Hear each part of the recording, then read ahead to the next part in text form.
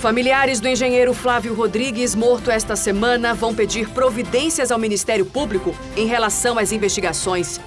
Juiz anula a cassação de mandato de vereadores de Manaus. Veja também, fornecimento da vacina pentavalente começa a normalizar no estado.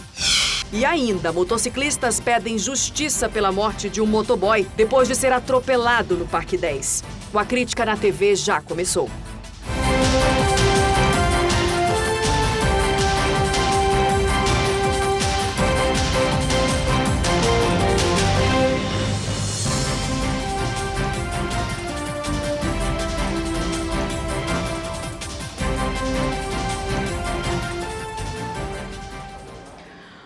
Olá, muito boa noite para você.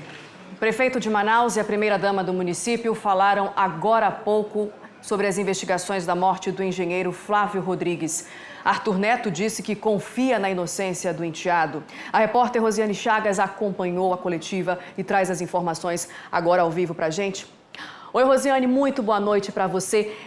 Conta pra gente como é que foi a coletiva, quais essas declarações dadas agora há pouco pelo prefeito de Manaus e a primeira-dama do município em relação às investigações desse caso. Oi, Nayandra, muito boa noite para você, para todos que nos assistem agora no A Crítica na TV. Olha, a gente acompanhou agora, finalzinho da tarde, início da noite, essa coletiva do prefeito de Manaus, Arthur Vigílio. A esposa dele estava também presente, a primeira-dama do município, Elizabeth Valeico. Os dois visivelmente abatidos, né? Havia uma expectativa de que ele não comentasse esse assunto, porque numa outra coletiva pela manhã ele realmente não queria falar, mas acabou falando aos jornalistas. E ele disse o seguinte, que ele confia na inocência do enteado dele, que inclusive ele está neste momento em uma clínica de reabilitação, se tratando de uma dependência química. Falou inclusive que nem sabia do trabalho de perícia, na casa do filho da primeira-dama, do Alejandro Valeico, e que falou ainda o seguinte, que deu as declarações que deu nas redes sociais por conta que ele precisava sair em defesa da mulher dele. Vamos ouvir um pouquinho do que disse então o prefeito de Manaus a respeito das investigações da morte do engenheiro Flávio Rodrigues. O Alejandro está numa clínica, ele é um addict, ele é uma pessoa que é dependente químico. Eu fiz o que eu devia fazer como marido, não ataquei ninguém, tudo que falaram é absurdo, não ataquei ninguém, não disse nada contra ninguém.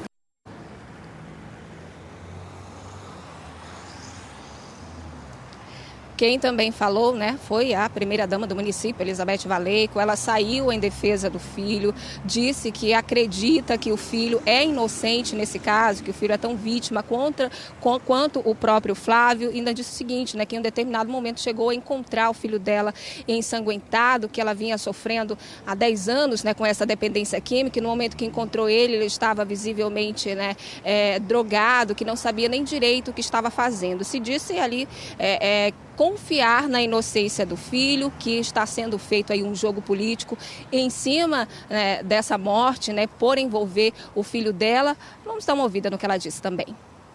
E eu falo, o Alejandro, ele é tão vítima quanto o Flávio, quanto o Júnior, o Magno. Quando eu fui ao encontro dele, ele estava com a cabeça sangrando, a roupa toda ensanguentada, sem entender o que estava acontecendo.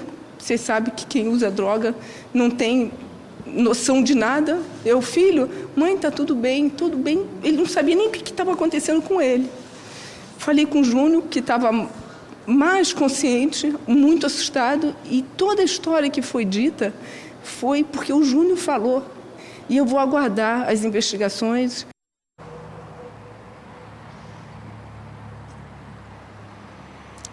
Pois é, Nayandra, hoje a família do Flávio Rodrigues disse que vai acionar o Ministério Público a respeito dessas investigações. A família quer transparência sobre essas investigações, sobre essa investigação, quer que tudo se esclareça e disse que vai entrar, então, no Ministério Público do Estado, na Justiça, para pedir transparência com relação a esse assunto. O Ministério Público disse que ainda não tem nenhuma investigação aberta, que até o momento essa investigação só está no âmbito policial e que o Ministério Público só vai entrar em ação se essa investigação for para o âmbito da Justiça. Hoje, mais 3 pessoas foram ouvidas lá no 19º DIP, inclusive já foi feito um trabalho de perícia, né? Como eu falei lá no início, o prefeito não sabia disso, mas foi feito um trabalho de perícia na casa do filho da primeira-dama do Estado e os peritos eles usaram inclusive um material, né, que reage ali para saber se tinha manchas de sangue e segundo a perícia há sim indícios de que a casa tenha sido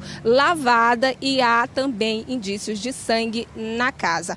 A família comentou agora há pouco, né, essa fala do prefeito, essa declaração do prefeito e da primeira-dama, disse que está bastante indignada, mas que não vai se pronunciar oficialmente sobre esse caso, apenas pede justiça, que esse caso seja então esclarecido pela polícia. Tá certo, Rosiane Chagas, muito obrigada pelas suas informações. Boa noite para você. A TV A Crítica que está aí acompanhando a cobertura desse caso e a gente pode trazer novidades a qualquer momento na nossa programação. A juíza eleitoral Kathleen dos Santos Gomes atendeu o pedido da defesa dos parlamentares do PL, o Partido Liberal aqui em Manaus, e tornou sem efeito a própria decisão de cassar de forma imediata os mandatos de 4 vereadores do PL e também da deputada estadual Joana Dark por fraude no registro de candidaturas. Nas eleições de 2016, o partido apresentou o registro de candidatura falsa para completar a cota mínima de 30% de candidaturas femininas, uma obrigatoriedade da Justiça Eleitoral. Por isso, em agosto deste ano, a magistrada cassou o mandato dos vereadores Edson Bentes de Castro, Sargento Bentes Papinha, Fred Mota, Mirtes Salles e Cláudio Proença. A juíza havia decretado também a inelegibilidade de Joana Dark, eleita vereadora em 2016 e deputada estadual em 2018. Nesta nova decisão, a magistrada concedeu prazo de 15 dias para a defesa, ou seja, que todos os envolvidos devem apresentar novas alegações sobre o laudo grafotécnico da Polícia Federal, da assinatura da candidata fake da legenda, Ivanete Alves da Silva. A gente continua falando sobre contas de 2014 do ex-prefeito de Presidente Figueiredo, Neilson da Cruz Cavalcante, que foram reprovadas hoje pelo Tribunal de Contas do Estado. Ele foi condenado a devolver aos cofres públicos mais de 4 milhões de reais. O ex-prefeito tem 30 dias para cumprir essa decisão, que ainda cabe recurso. Já a atual administração de Presidente Figueiredo recebeu do TCE um alerta por ter ultrapassado o limite de despesas com o pessoal previsto em lei. No primeiro semestre deste ano, 57% do orçamento foi com o pessoal, quando o limite estabelecido na legislação é de 54%. O município deve tomar providências para reduzir os gastos e está proibido de realizar novas contratações, reajustar remunerações e pagar por horas extras. A gente fala agora de saúde, porque vem aí mais uma campanha nacional de multivacinação. O início teve de ser adiado para este mês de outubro por causa da falta da vacina pentavalente. Aqui no Amazonas, o fornecimento já começou a ser normalizado.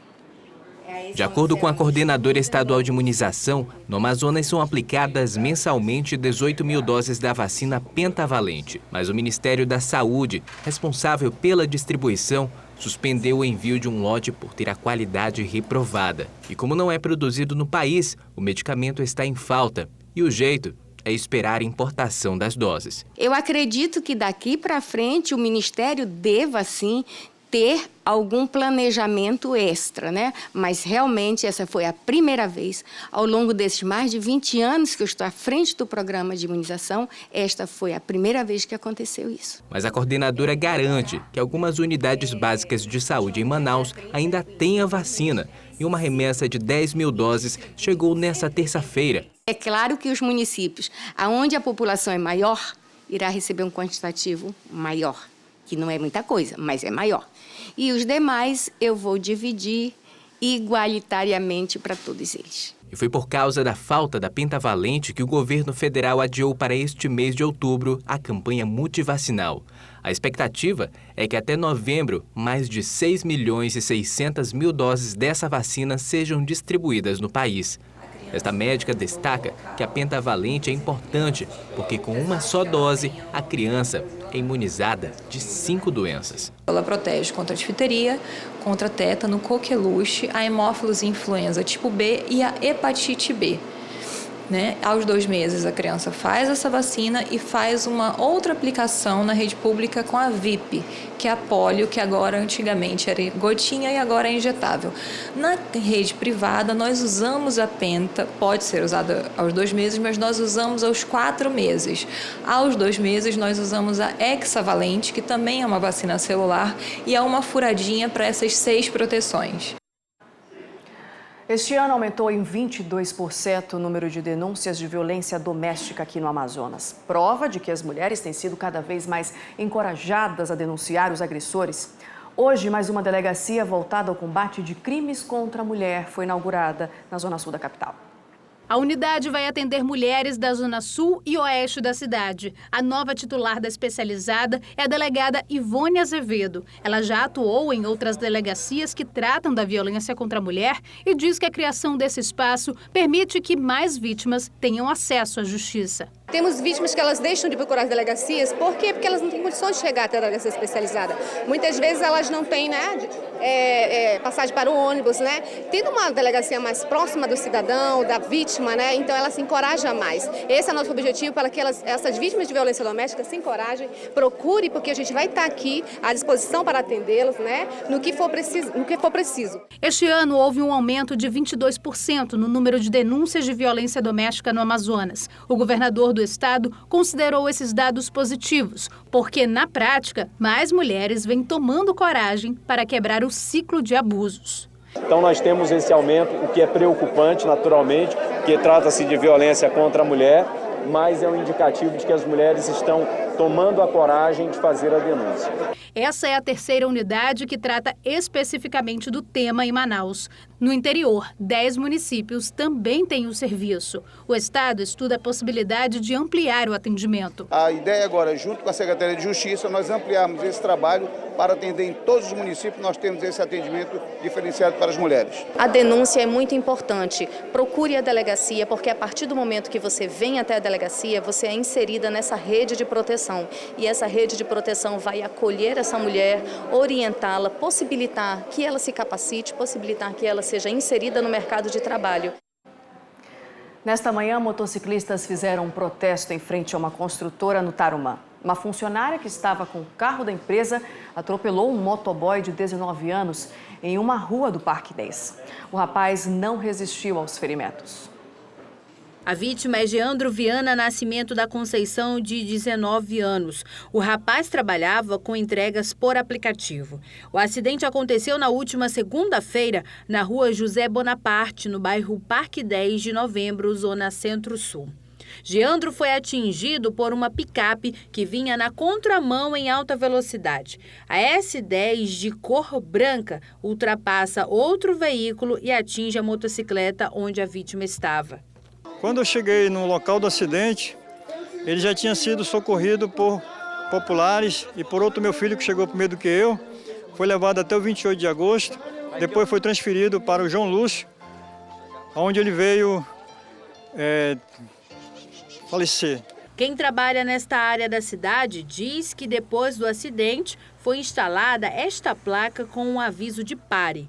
A motorista da S10 presta serviços para uma empresa de locação e construtora que fica no bairro Tarumã, na Zona Oeste. Em cortejo, a família, amigos e colegas de profissão vieram aqui até em frente à empresa como uma forma de protesto pela morte do jovem de 19 anos.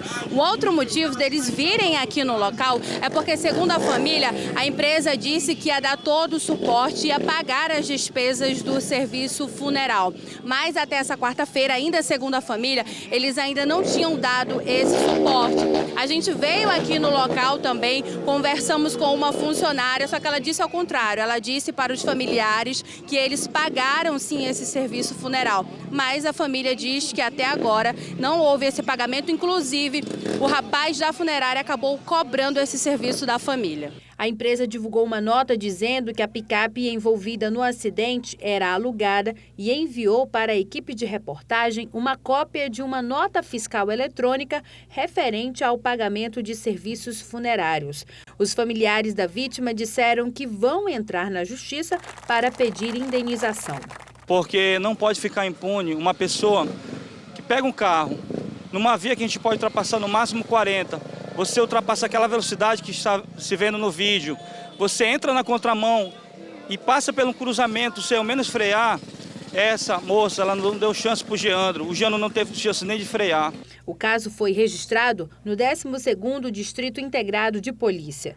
Este rapaz, que também trabalha com entrega por aplicativo, pede por mais segurança e respeito aos profissionais da categoria. Porque a nossa profissão é uma profissão perigo, exige respeito. Nós queremos respeito e nós queremos justiça com o nosso amigo Geandro, que a morte dele não seja em vão. É isso aí.